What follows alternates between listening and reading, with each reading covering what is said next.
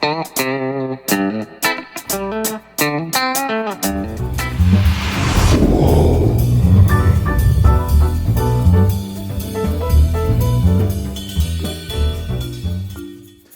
друзья! Меня зовут Лошкарев Андрей, это проект «Все по настройке». Я продолжаю снимать строительство дома из СИП-панелей. И сегодня у нас 55-й, 56-й, 57-й, 58-й и 59-й день строительства.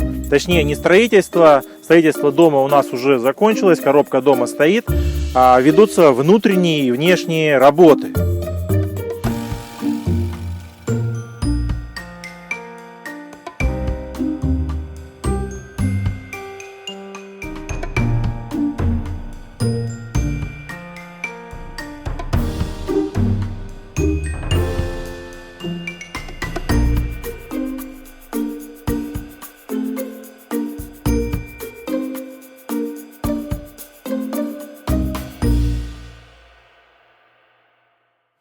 Как вы видите, друзья, крыша у нас закончена, то есть достаточно осталось сделать только наружную отделку, да, там сайдинг или еще что-то, и все, мы полностью от непогоды закрылись, дому ничего не угрожает. Но самое главное, сделана крыша.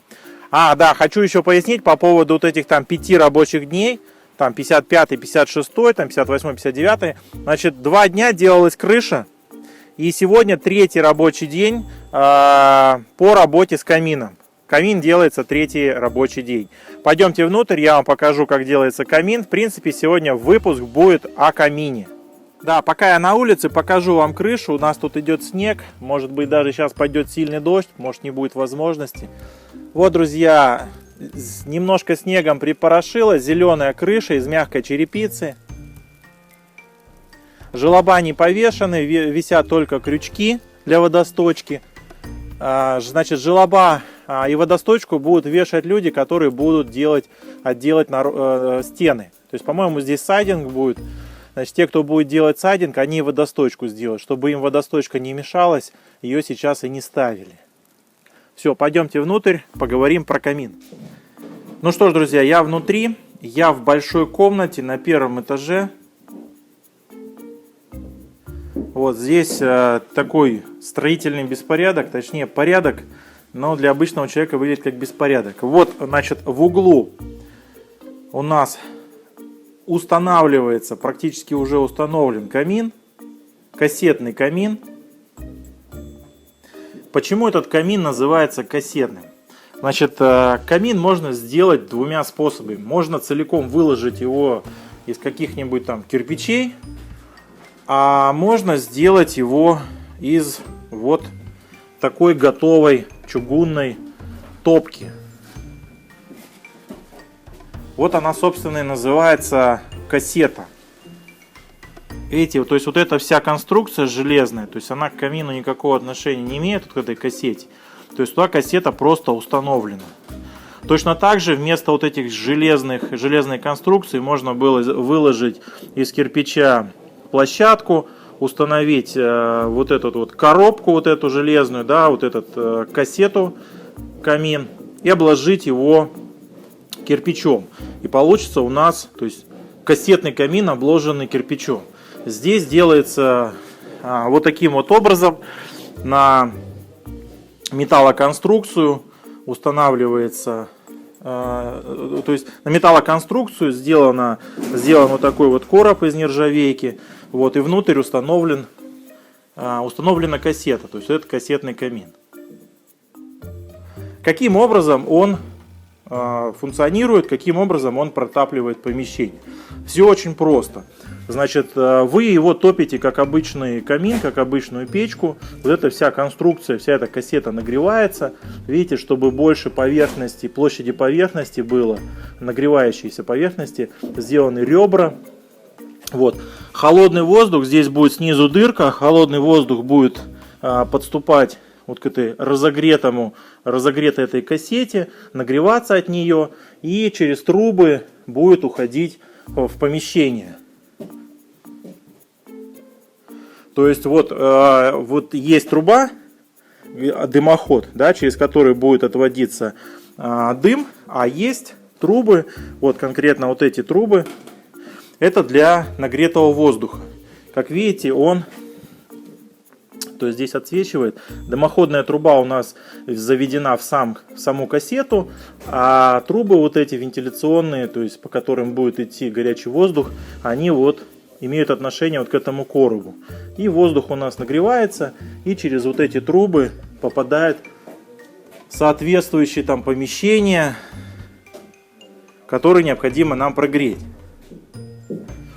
Вот таким вот образом происходит нагрев воздуха и помещения. Вот эта труба у нас с теплым воздухом, она идет у нас на второй этаж. Я сейчас там чуть позже поднимусь и покажу. А вот эта труба, она у нас идет по первому этажу. Вот оно отверстие, туда будет заведена эта труба.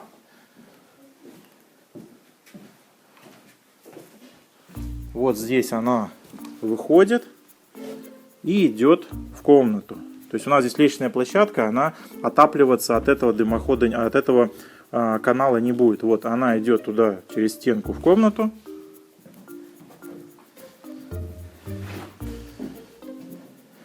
И вот здесь в комнате уже будет установлена вентиляционная решетка, из которой будет выходить теплый воздух, когда будет топиться камин. И вот в этом помещении будет тепло от камина. Вот такая простая конструкция. То есть камин топится, воздух нагревается, в комнаты горячий воздух поступает. Вот я вернулся на лестничную площадку. Здесь я не показал вам на втором этаже. Вот у нас на втором этаже точно такое же окошко. И оно идет в комнату, которая находится на втором этаже. Вот окошко у нас от воздуховода, от той трубы, которая у нас уходит на второй этаж. Вот она труба, которая ближе ко мне. Вот эта труба. От этой трубы у нас через вот эти отверстия, через вот эти окошки горячий воздух будет попадать в комнату на втором этаже. И там тоже будет тепло. Так, несколько слов про эти окошки. Так как там будет достаточно горячо, то выпиливается у нас в СИП-панели дырочка, да, отверстие, прикручивается гипрок, это гипрок белый, вот он гипрок, и к гипроку уже монтируется теплоизоляция, то есть с отражающей фольгой, там каменная вата, наверное, короче, вот теплоизоляция, которая по тем цифрам, которые написаны на упаковке с этой теплоизоляцией, выдерживает 1200 градусов. Да, кстати, мне тут каминщики сказали, ну люди, которые устанавливают здесь камин, что если здорово топить печку, то температура выходящего воздуха вот здесь может быть 200-250 градусов. Насколько это правда или нет, я не могу утверждать, потому что я это вживую не видел. В общем, если среди зрителей есть печники, скажите, может ли быть такое. А так, когда здесь это все дело затопится, мы приедем и посмотрим, насколько здесь горячий воздух фигачит в помещение.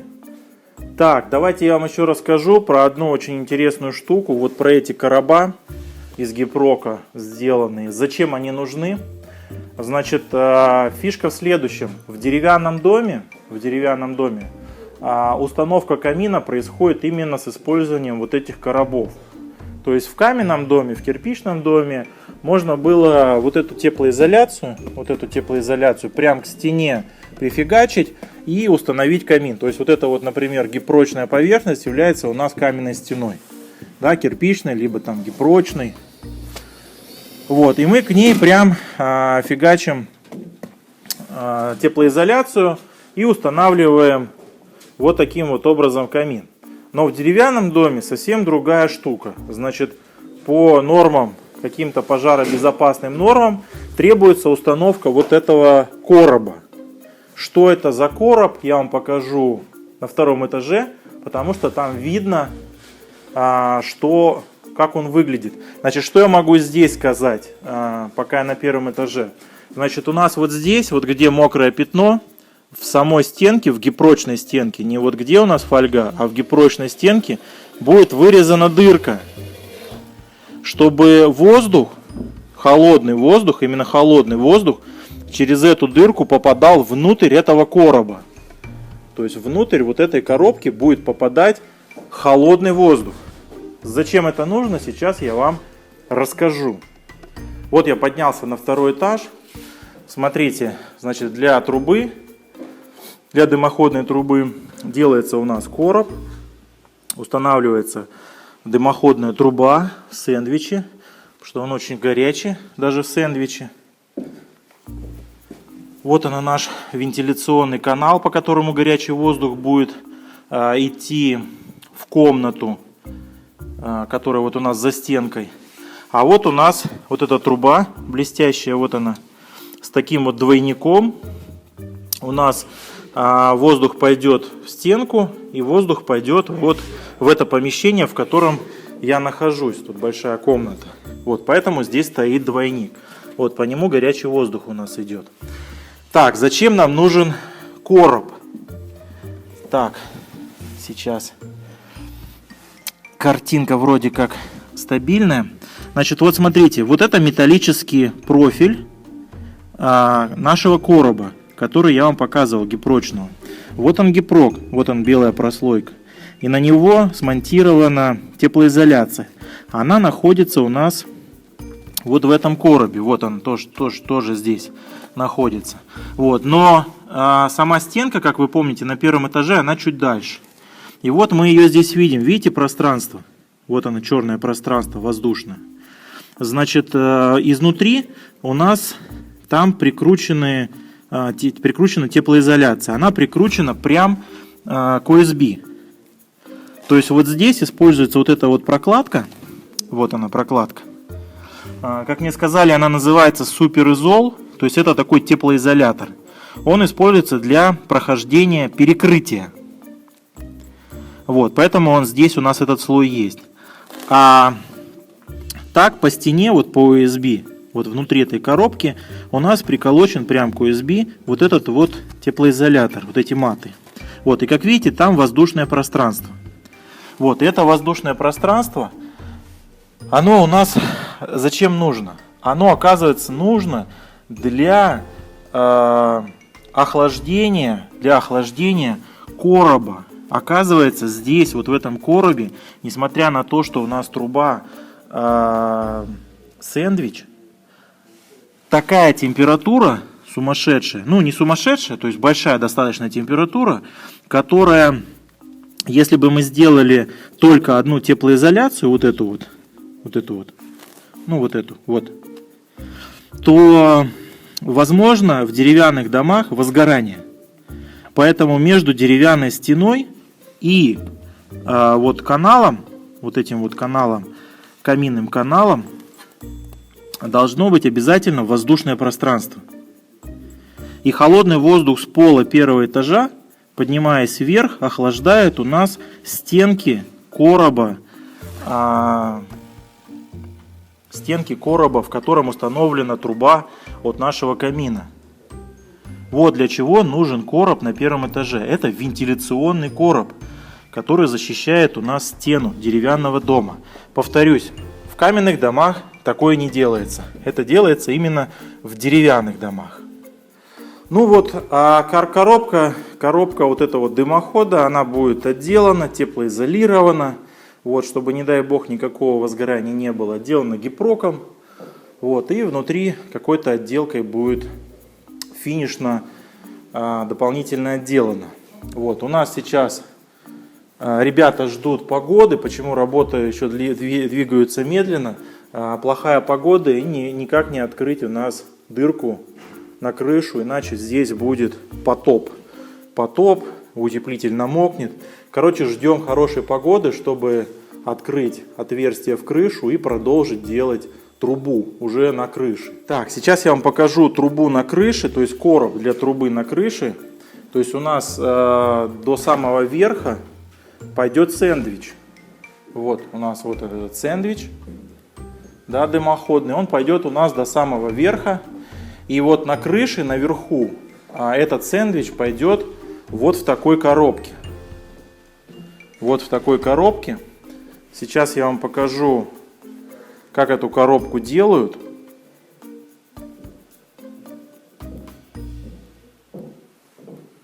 Вот здесь она не зашита. Из гипрочных профилей делается вот такой вот короб. Внутрь укладывается теплоизоляция. Видите, фольгированная теплоизоляция. Вот. И снаружи она у нас закрывается нержавейкой, нержавеющим коробом. Оцинкованным коробом. Вот. То есть вот из оцинковки обшивается. Получается у нас такая коробка. Зачем такая замысловатая конструкция нужна? Не проще ли было просто вывести трубу? Конечно, можно было бы проще вывести просто трубу, но есть ряд негативных факторов. Во-первых, зачем здесь теплоизоляция? Она нужна для того, чтобы здесь не скапливалось много конденсата. Если у нас здесь будет голое железо, а как мы знаем, сэндвич у нас дымоходный, очень горячий, то здесь будет конденсата очень много. И реально будет заливать печку. Ну, кто с этим сталкивался, знает. И поэтому этот короб надо вот таким образом теплоизолировать, да, утеплить, чтобы сместить точку росы, чтобы у нас здесь внутри короба ничего не конденсировалось. То есть на внутренних поверхностях. Вот, для этого этот короб и теплоизолируется, вот, утепляется таким вот образом. Плюс этот короб достаточно жесткий. То есть очень распространены истории, когда снегом, невзирая даже на снегозадержатели или от сильного ветра, трубы просто сворачивало. Не помогали даже растяжки. То есть этот короб достаточно мощная конструкция и очень может выдержать значительное воздействие непогоды. Вот, поэтому здесь ребята так заморачиваются, делают вот такие короба, теплоизолируют их. И потом этот короб будет у нас торчать на крыше. И уже по вот этой вот, по железу будет делаться какая-то отделка под крышу. Там либо камнем, ну не знаю, короче мы увидим, как короб трубы отделают. Так, друзья, я нахожусь в комнате на втором этаже, куда у нас выведено вот это отверстие для отопления от камина. Значит, это у нас вот там в дырке светится лестничная площадка типа. Значит, я хотел вам рассказать про расположение. Значит, чем ниже находится отверстие, вот, через которое будет попадать теплый воздух, тем лучше. Потому что теплый воздух попадет в помещение, будет подниматься наверх, таким образом будет как-то перемешиваться с воздухом в помещении. Если вот этот теплый воздух, вот это отверстие сделать под потолком, то помещение нагреваться не будет. Ну, будет нагреваться очень плохо, потому что теплый воздух будет находиться и концентрироваться наверху, а холодный будет внизу. Поэтому отопительные вот эти вот вентиляционные штуки нужно располагать как можно ниже. То есть на первом этаже, вот как выглядит на первом этаже высота вентиляционного отверстия. У нас он расположен где-то на высоте метр 20, наверное, метр 30. Это такой предельный уровень, от которого можно начинать. То есть выше делать бесполезно. То есть выше там, на высоте там, 2 метров, 1,80 м делать их бесполезно. Воздух будет подниматься вверх, помещение будет холодным. Вот, друзья. Так что располагайте их внизу. Ну вот, друзья, что касается камина, наверное, это все. Если у вас есть вопросы, задавайте, потому что я сюда приеду еще в понедельник, во вторник, когда ребята будут доделывать, и я могу задать вопросы, которые вам непонятны вот в той конструкции, которую они делают. Не надо меня спрашивать про все виды каминов, я про это не знаю. Мне про это рассказали, я с этим познакомился. Вот, и вопрос именно по этой конструкции можно задать и получить, так сказать, интерактивный ответ. Прожектор светит в глаз. Тут освещение только прожекторное. На улице потемнело. Если стоять не под прожектором, ничего не видно. Вам ничего не будет видно. Короче, друзья, в общем, с камином это все. Здесь, на этом объекте, еще появилась такая небольшая странность. Начала проступать кое-где вода. Вот, в некоторых стыках, уголках. Я вам сейчас покажу эти моменты. То есть в компанию заказчик, то есть собственник этого дома, заказчик, эти вопросы уже задал в компанию производителя этих домов. Вот, они должны им ответить причину возникновения этой влаги. Вот, но тем не менее, она в таких вот непонятных, подозрительных каких-то местах, точнее, в непонятных местах подозрительно как-то появилась. Откуда она появилась, что это за вода, непонятно. Значит, одно могу сказать, что когда здесь не было крыши, были перекрытия, и когда шел дождь, то с перекрытий капала вода со швов. Короче, стыки, вот эти вот пропененные стыки в СИП-панелях, они под воздействием, так сказать, хорошей воды протекают. То есть реально, вот где монтажная пена, там выступают капельки воды. Не то, что там льется все. То есть там выступают капельки воды. И то есть через швы, я точно знаю, что через швы в СИП-доме вода пройти может. Вот.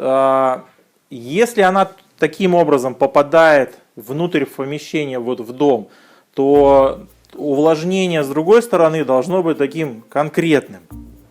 Вот, поэтому интересен ответ на этот вопрос, откуда появилась эта вода. Вот, а где она появилась, я вам сейчас покажу.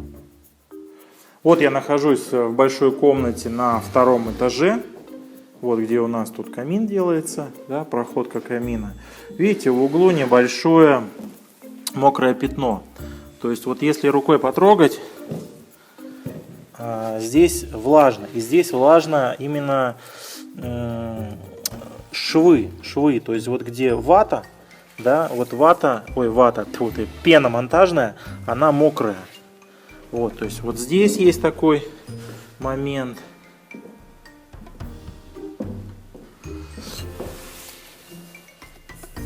Здесь сухо.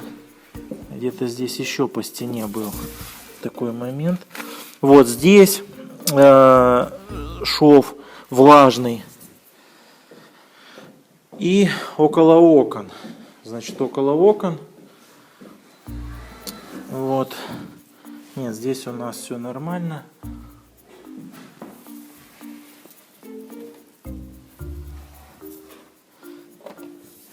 Здесь у нас все нормально.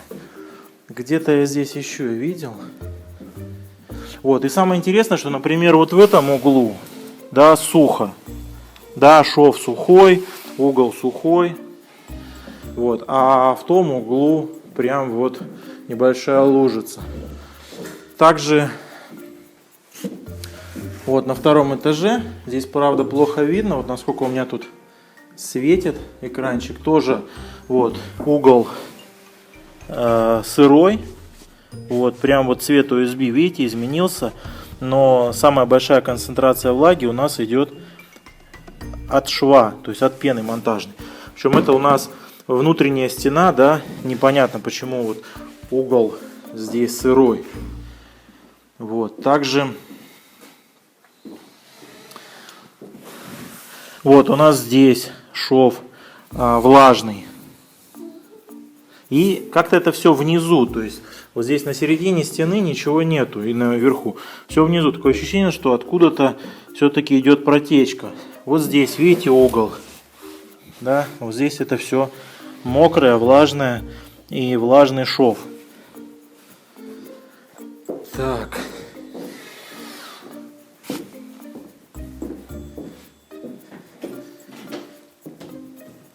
И вот в этой комнате, вот здесь у нас, видите, прям вот вода. Откуда она здесь появляется? Вот, непонятно. Может быть, конденсат от окна. Вот здесь, видите, окно мокрое. Вот, потому что очень много конденсата. Вот, и может быть вот здесь через стык, через шов как-то здесь натекает. То есть, возможно, причина возникновения влаги здесь это конденсат от окон.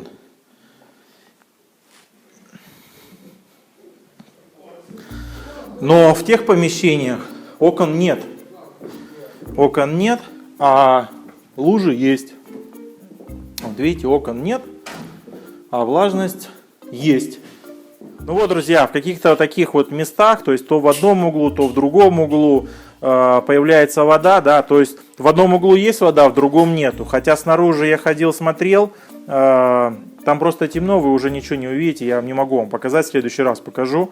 То есть снаружи стены выглядят одинаково, но почему-то один угол течет, а второй угол не течет, вообще непонятно. Либо посреди стены отдельный шов течет, откуда там вода, непонятно. Вот такие загадки. Надеюсь, что мы скоро получим ответы. Мне самому интересно. Я не знаю, откуда там вода. Все, друзья, с вами был Андрей Лошкарев. До скорых встреч. Пока!